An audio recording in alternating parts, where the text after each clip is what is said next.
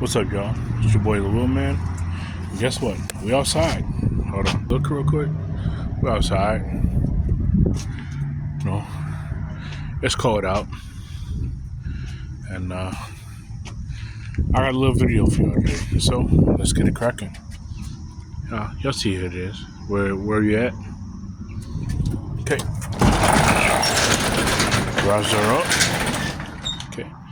And, okay.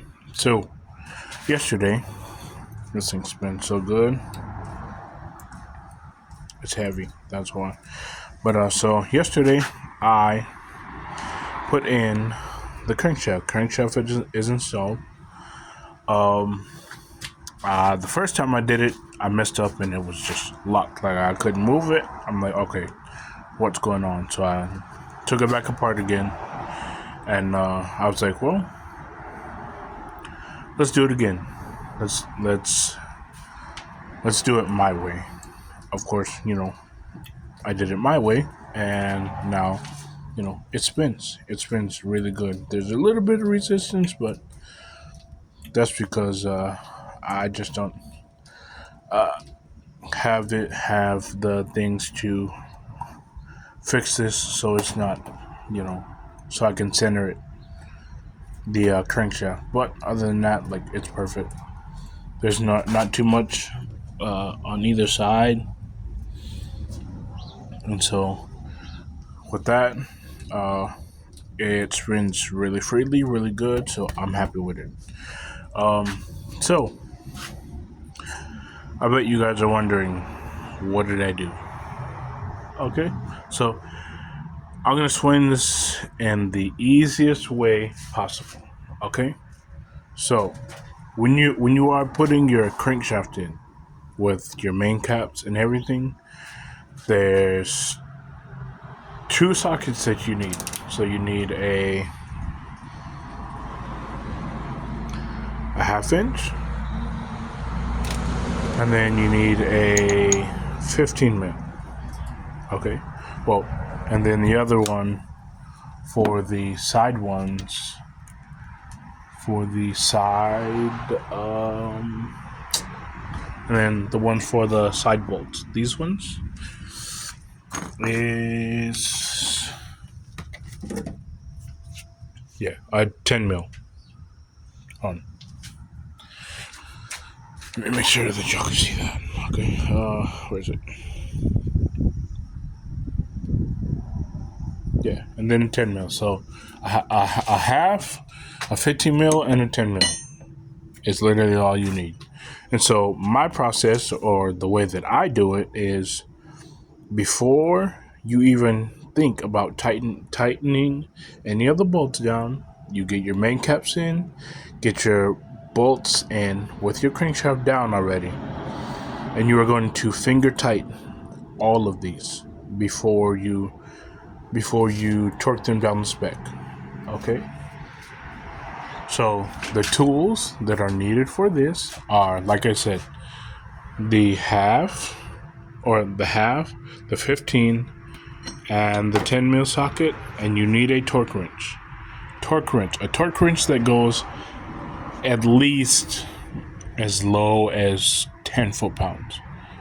Okay, so my process, like I said, is you're gonna finger tighten all of these down.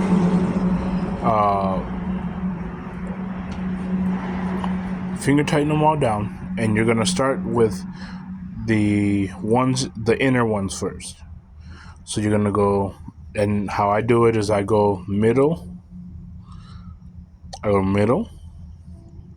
and for the first pass, you're gonna do all of the bolts to 15 foot-pounds. So you're gonna torque them all to 15 foot-pounds, and what I do is I go middle, back, front,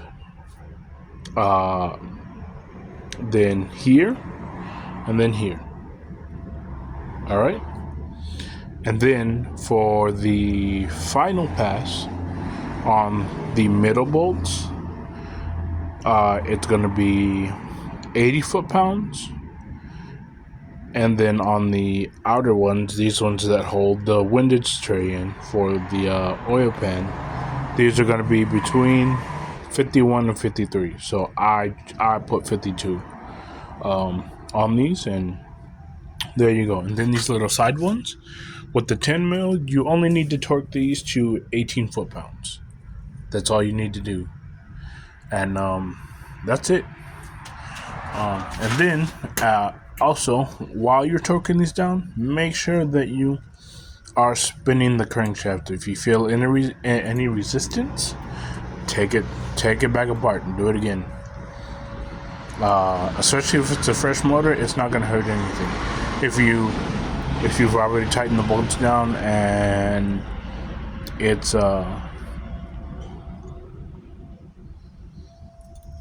and it feels like super tight, or it feels like it's locked, yeah, you need to take your main caps off, take your bolts out, all that, do it again. Okay. Other than that, if you put it down and you're spinning as you are tightening the bolts down in sequence, in the right specs and everything, and you can still move it when you're finished, you're perfect. You can move on to installing your pistons, doing your cam, or whatever. You know what I mean? So that's that. So there it is. It's in. It spins. So I'm not tripping about it. It spins really easily. And yeah. So next step will be to I'll be doing the pistons and rods next. So rods are over there, pistons are right here, and I'll be checking the rings, seeing essentially what ring gap I should gap these rings to. I shouldn't have to do them too big because it's an NA motor, so I could probably, if I can check it, and if they're like 20, 25, and 26 for top and second, I'll just leave it like that. I'll put them on the pistons and throw them in, because like that's really all you need for, especially for an NA motor. So that being said, I'm gonna let y'all go, man. This is another part to the LS build series. Real simple, and just making it simple enough for people who've never built one of these before.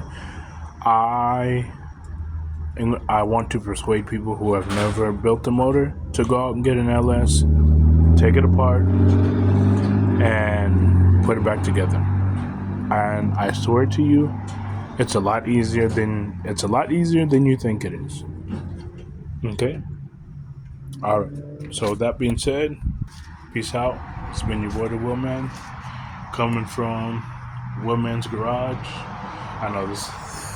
I just cleaned this up not too long ago and it's a mess again. It's okay. Pretty soon, old Blue here will be going up on jack stands. And I'll